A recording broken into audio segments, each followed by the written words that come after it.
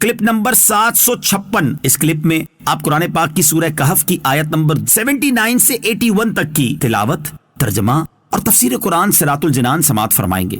بسم اللہ الرحمن الرحیم۔ ترجمہ: اللہ کے نام سے شروع جو نہایت مہربان رحمت والا ہے۔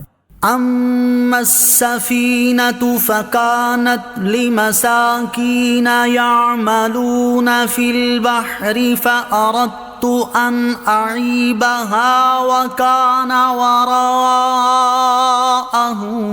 ملک یأخذ کل سفینة غصبا۔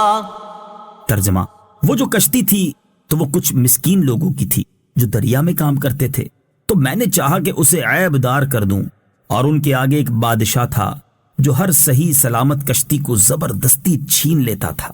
اما السفینہ، وہ جو کشتی تھی، تفسیر صراط الجنان میں ہے حضرت خضر علیہ نبینا علیہ الصلوۃ والسلام نے اپنے افعال کی حقیقت سے پردہ اٹھاتے ہوئے فرمایا، وہ جو میں نے کشتی کا تختہ اکھاڑا تھا اس سے میرا مقصد کشتی والوں کو ڈبو دینا نہیں تھا، بلکہ اس کی وجہ یہ تھی کہ وہ کشتی 10 مسکین بھائیوں کی تھی، ان میں 5 تو اپاہج تھے جو کچھ نہیں کر سکتے تھے، اور 5 تندرست تھے جو دریا میں کام کرتے تھے، اور اسی پر ان کے روزگار کا دار و مدار تھا۔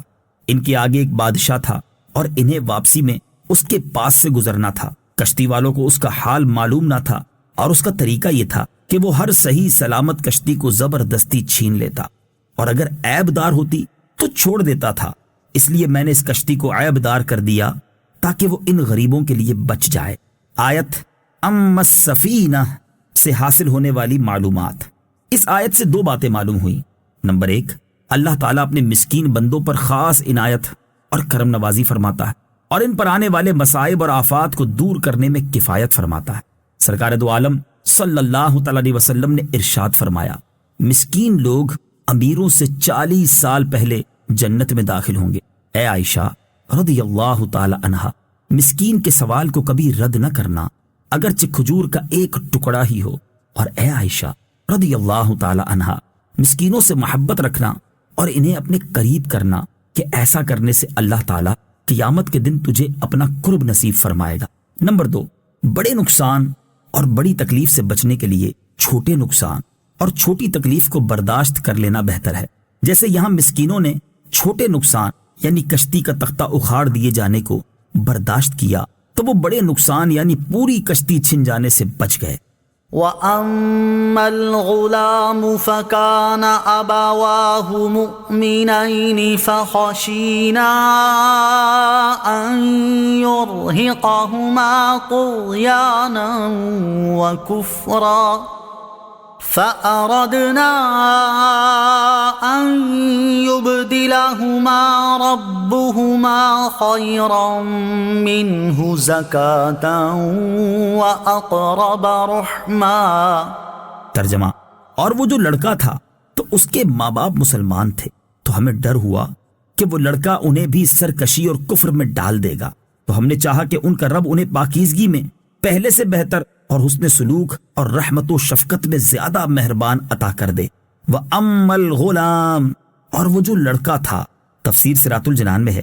اس آیت اور اس کے بعد والی آیت کا خلاصہ یہ ہے کہ اپنے دوسرے فعل کی حکمت بیان کرتے ہوئے حضرت خضر علیہ نبینا علیہ الصلوۃ والسلام نے فرمایا کہ وہ لڑکا جسے میں نے قتل کیا تھا اس کے ماں باپ مسلمان تھے، تو ہمیں ڈر ہوا کہ وہ بڑا ہو کر انہیں بھی سرکشی اور کفر میں ڈال دے گا، اور وہ اس لڑکے کی محبت میں دین سے پھر جائیں اور گمراہ ہو جائیں گے۔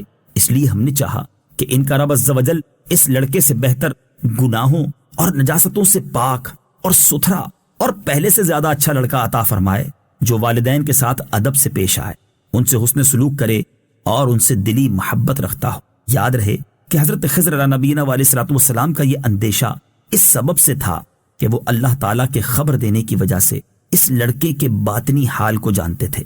مسلم شریف میں حضرت ابی بن کعب رضی اللہ تعالی عنہ سے روایت ہے، نبی اکرم صلی اللہ تعالی علیہ وسلم نے ارشاد فرمایا، جس لڑکے کو حضرت خضر علیہ نبینا علیہ الصلوۃ والسلام نے قتل کر دیا تھا وہ کافر ہی پیدا ہوا تھا، اگر وہ زندہ رہتا تو اپنے ماں باپ کو کفر اور سرکشی میں مبتلا کر دیتا۔ باطن کا حال جان کر کسی کو قتل کرنا جائز ہے یا نہیں، یہ بھی یاد رہے کہ ہمارے زمانے میں اگر کوئی ولی کسی کے ایسے باطنی حال پر مطلع ہو جائے کہ یہ آگے جا کر کفر اختیار کر لے گا اور دوسروں کو کافر بھی بنا دے گا اور اس کی موت بھی حالت کفر میں ہوگی، تو وہ ولی اس بنا پر اسے قتل نہیں کر سکتا، جیسا کہ امام سبکی رحمت اللہ تعالی علیہ فرماتے ہیں کہ باطن کا حال جان کر بچے کو قتل کر دینا حضرت خضر علی نبینا علیہ الصلوۃ والسلام کے ساتھ خاص ہے، انہیں اس کی اجازت تھی۔ اب اگر کوئی ولی کسی بچے کے ایسے حال پر مطلع ہو تو اس کے لیے قتل کرنا جائز نہیں ہے۔